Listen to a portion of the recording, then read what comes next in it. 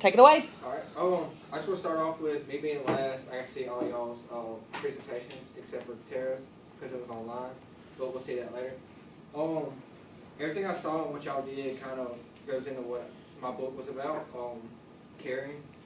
When I got the book, I really thought it was just about getting your students to care about schoolwork, but through reading the book, I learned that it's actually a lot more than that. So, what to expect. You can go through the author of what is caring. There's a difference in care and cared for. Our role as teachers. An example that I have for a teacher of mine, a critique that she had, Nell Noddings had about liberal education, continuity, and caring in schools, my critique, and standards.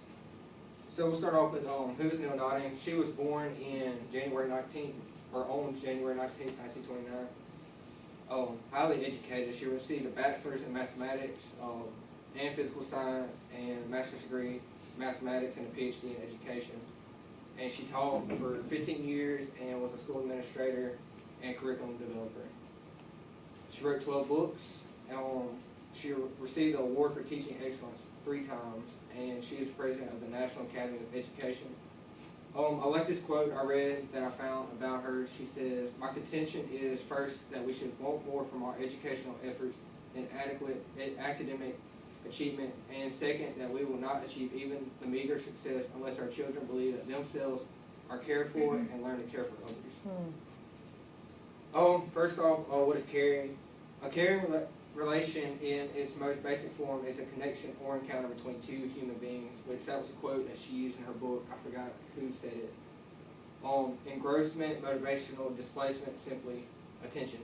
Engrossment, from what I got out of it, is kind of like, you're kind of like a hug, kind of. You think about a hug. You're taking somebody in that you care for and you're hugging them and you're showing compassion. You want to focus on the particular needs of others, not just yourself. And as a cared for person, you want to be receptive, and then you have motivational displacement. What can we do to help others? There are 2 roles in caring, which is to care and to care for, which I'll go into next.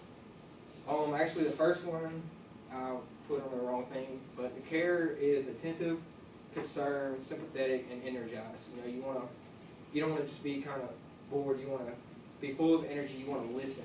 That's a key component of it. The care for.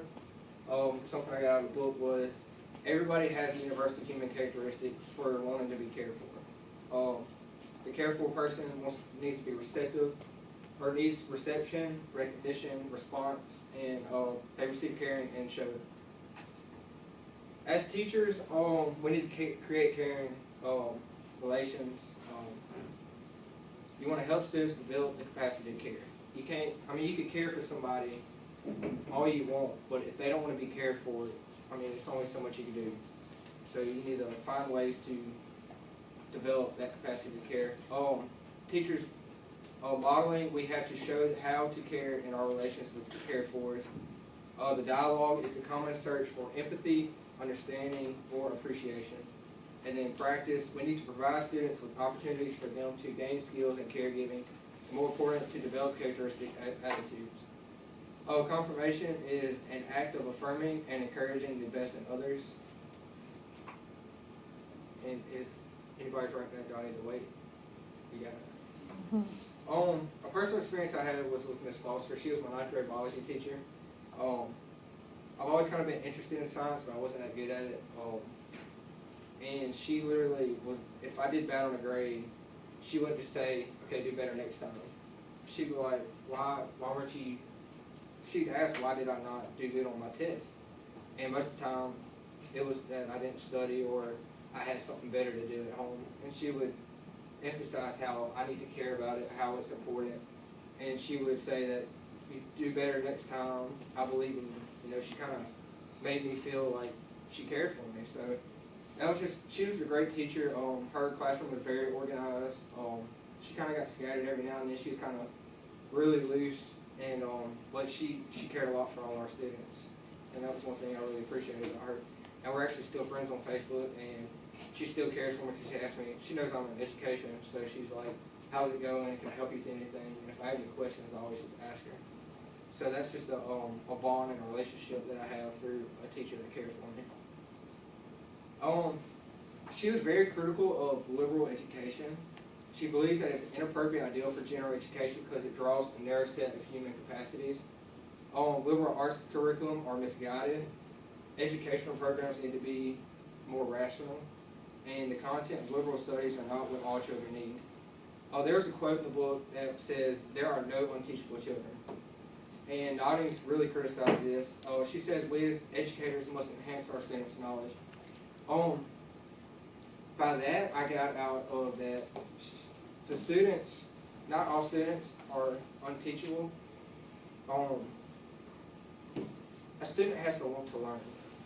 And I feel it's our job as teachers, future teachers, that we need to provide scenarios that create a caring for our students to want to learn in classrooms. Another thing that she said in there was that you may be really good at math but bad at science, and say maybe you're a math teacher.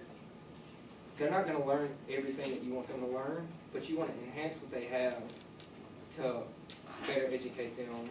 They may not get it the 25 on the ACT in math, but they may get an 18 instead of a 16, which will be way better than getting 16. Not all students will grasp all content in a certain area, but may in another. Continuity. There was a few roles in that. You have a purpose of continuity. Schools are the center of care, where the first purpose is caring for each other. School residents, students should stay at school long enough to gain a sense of belonging. I believe she said that 3 years to 6 years in a certain school, and then teachers and students, 6 years that a child should remain in the same school. And then teachers and students, by mutual consent, teachers and students should remain together at least 3 years, 3 to 6, with the same teacher. The curriculum, this idea is to show our care and respect for the full range of human capacities by offering a variety of equally prestigious programs of specialization surrounded by the themes of caring. So our curriculum needs to go along with, it needs to be steady, consistent, and it needs to be centered around themes of caring. There was many different types of caring in the book. You have caring for self, you have your physical life, like you need to be healthy, you need to eat healthy, you don't need to eat McDonald's every day. I feel like McDonald's is okay every now and then. Spiritual life, whether you're religious or not, you have forms of meditation, prayer, even laughter or poetry. Those are kind of religious, like we're not religious, but spiritual, like with yourself, your spirit, you need to be healthy there. You need to care about that.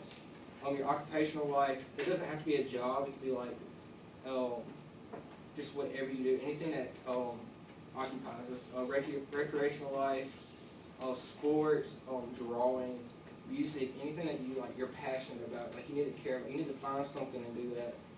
And then if your students have that, you can go off of that. You love art, well, say you're math, well, maybe do art of history, or if there's a history, you can go like art of history, you can just find ways that they care about themselves and use that to help teach them. Caring for the inner circle, this is like your family, your mates, like your relationship, whoever you're with, and that's the desire for stable connections. You need to care about who you're in a relationship with.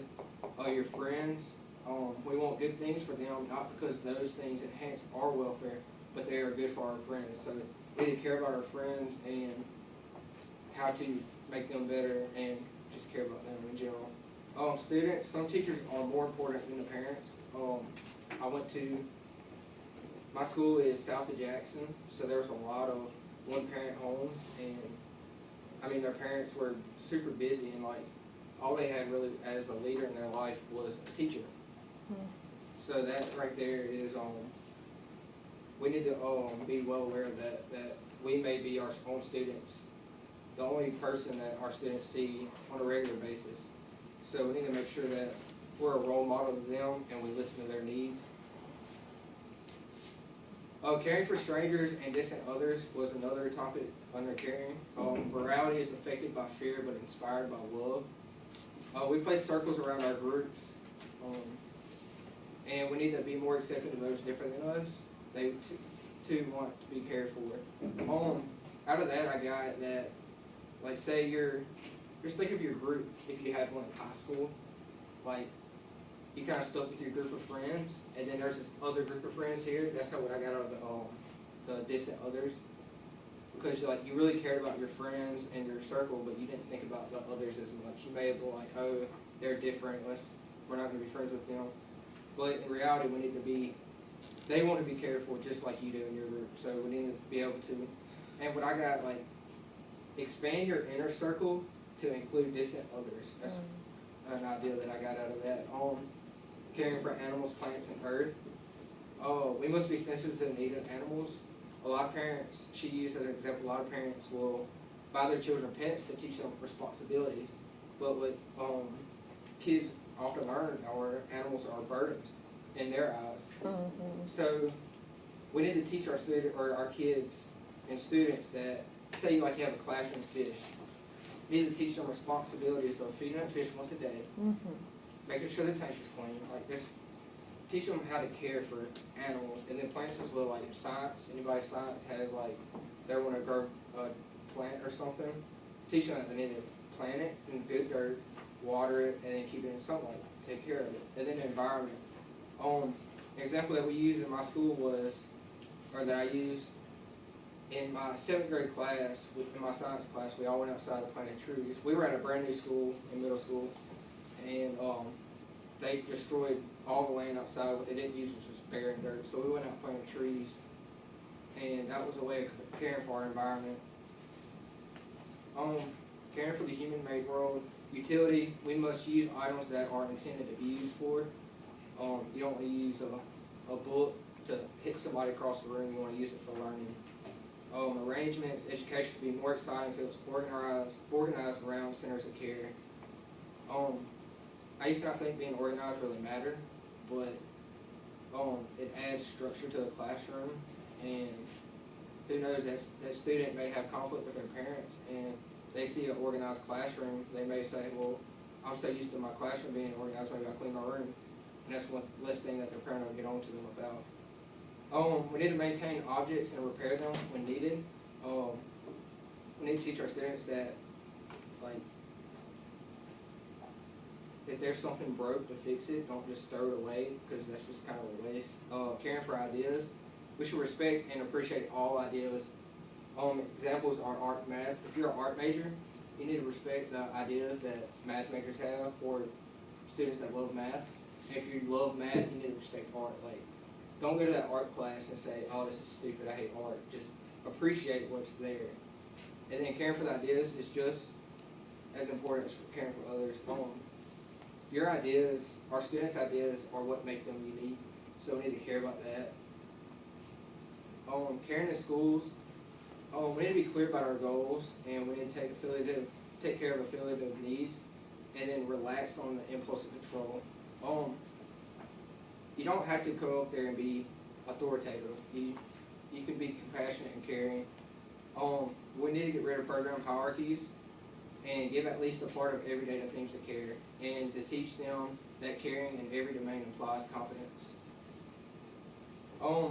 This is another quote that I got. It wasn't by her, but caring about the whole child is perhaps the most important aspect of education. I read the book, and it was really interesting. I really thought it was just caring about students, or getting your students to care about learning, when it's a lot more than that. It's we need our students to feel cared for, and we need to teach them how to care and how to be cared for. You don't want, I know it's hard, because if a student doesn't care and they don't know how to be cared for, if they never had that in their home, it's our job as teachers and instructors to be that role in their life and teach them how to be cared for. I know I have a critique of the book. It was the first chapter. She says, there was a quote that said, closer connections in prayer will produce more sensitive interpersonal relations. That is, she believed that intellectual attention could be transferred to interpersonal attention. and her examples that she used were a Nazi commander